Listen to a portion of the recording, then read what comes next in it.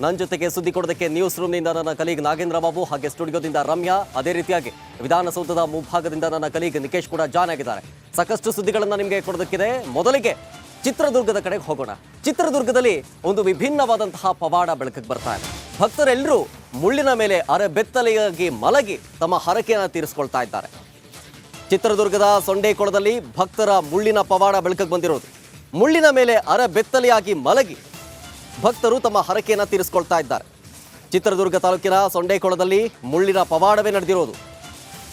ಅಹೋಬಲ ನರಸಿಂಹಸ್ವಾಮಿ ಜಾತ್ರೆಯ ಹಿನ್ನೆಲೆಯಲ್ಲಿ ಮುಳ್ಳಿನ ಪವಾಡ ನಡೆದಿದೆ. ಸೊಂಡೇಕೊಳ ಗುಡಿಗಟ್ಟಿನ 33 ಗ್ರಾಮಗಳ ಭಕ್ತರಿಂದ ಈ ಒಂದು ಉತ್ಸವವನ್ನು ನಡೆಸಲಾಗಿರೋದು.